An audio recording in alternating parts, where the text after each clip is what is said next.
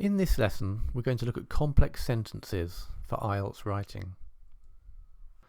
So why are complex sentences important for IELTS writing? The band descriptors for a band 6 for grammatical range and accuracy say this: uses a mix of simple and complex sentence forms. So for a band 6 you have to be using complex sentence forms, and remember, grammatical range and accuracy makes up 25% of your score, so that's why it's very important. So for band 6 and up, you'll need to be using complex sentences, because if it's needed for a 6, of course they'll need it also for a 7, 8 or 9. Before we look at complex sentences though, it's important to understand what clauses are. A clause is a group of words with a subject and a verb. So computers are important. So here you have one sentence with one clause. We can have two clauses though. This is, in other words, two groups of words with a subject and a verb. So computers are important, but they are dangerous too. So this is one sentence with two clauses. Here's the first clause, and we have the second clause. We can also have three though. Computers are important, but they can be dangerous. So we must be careful. So this is one sentence with three clauses. Occasionally we may have more than that. This has four. So computers are important, but they can be dangerous, so we must be careful when we use them. So that's one sentence with four clauses. So now let's look at some complex sentences. So here are some examples of words used to create complex sentences. Now there are many more than this, but these are just some common examples. So for example, because, although, until, when, as soon as, which, who, where, in spite of the fact that. Okay, so we'll now look at some complex sentences. A common type of complex sentence is an adverbial clause. Now here are some examples. PE classes are important at school because they keep children healthy. Governments should raise taxes, even though it affects the least well off.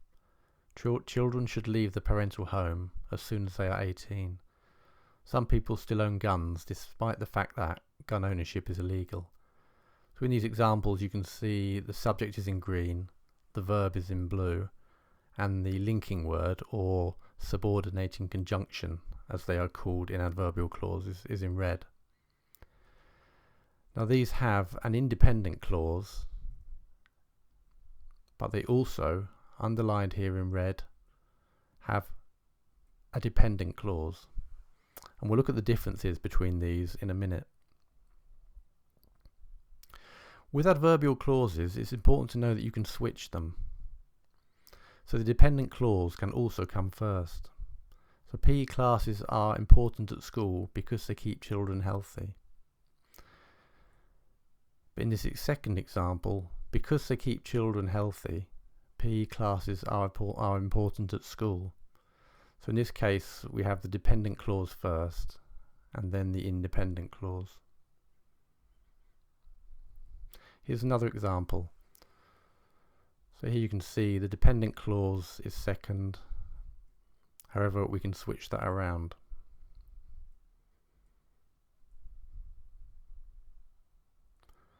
Something else that's important with adverbial clauses is punctuation. Now if you notice in these examples, the first one has no comma, whereas the second one does have a comma. Now the rule here is you'd use a comma if placing the dependent clause first. That's important because it can be confusing sometimes. If you put the dependent clause first and don't have the comma, the sentence can sometimes be a bit confusing, so that is very important.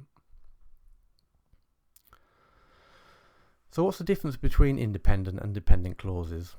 An independent clause can stand alone as a sentence. So you could say PE classes are important at school, and that makes sense. However, dependent clauses cannot stand alone. If you write a sentence like this, because they keep children healthy, that wouldn't make any sense if you read it. So what we need to add an independent clause to it. So PE classes are important at school because they keep children healthy. So this now makes sense and is a proper complex sentence. Another common type of complex sentence that you'd use in IELTS are relative clauses. So let's look at some examples. Pollution, which is affecting many countries, must be tackled. So here we have a noun, and then the relative clause is giving more information about the noun. And it's the relative clause in this case which is the dependent clause. So you can see pollution is the subject of the independent clause and must be tackled is the verb, but they've been split up in this case. The relative clause can go at the end, but just the important thing is it comes after the noun which it's describing. So pollution must be tackled. That's the independent clause. And then which is affecting many countries. That's the dependent clause. So again we can see we have the independent clause, and this can stand alone as a sentence. Pollution must be tackled. But if we look at the dependent clause, that makes no sense if you had it on its own.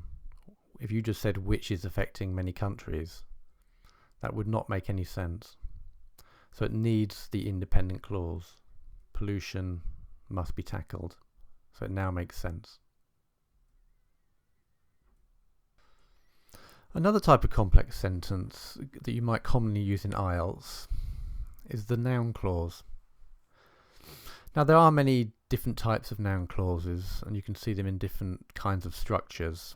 However, we'll just look briefly at a common one. I believe that smoking should be banned. You'll commonly see this in theses, statements and things like that. So that smoking should be banned. There you can see the subject and the verb. So that is the dependent clause. And then you have the independent clause. So I believe, and that smoking should be banned. So again, looking at the differences, so an independent clause can stand alone as a sentence. So you can say I believe, that does make a sentence. However, again, of course, the dependent clause cannot stand alone. You can't just say that smoking should be banned. So again, we have to join it with the independent clause to make a proper sentence. Okay, we'll just look at a typical body paragraph from an IELTS essay so you can see how some complex sentences are used. This one is looking at the benefits of university. Pause the video if you want to read through the paragraph first. You could do that and see if you can find the complex sentences. Okay, so we can see firstly here the independence of living away from home is a benefit because it helps the students develop better social skills and improve as a person. So we have an adverbial clause. Further down, as a result, their maturity and confidence will grow, which enables them to live more fulfilling lives. Another one here, society will gain from the contribution that the graduates can make to the economy. So just as a quick summary of what we looked at, these remember are examples of complex sentences, and complex sentences have a dependent clause,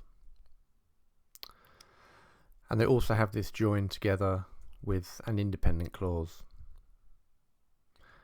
And so remember, you're going to have to be writing some of these if you want to get a band 6 or above for your IELTS writing. Now remember, we've got lots of other things at IELTSbuddy.com, so visit the website for more, where we've got practice tests and lots of lessons on writing, reading, speaking and listening.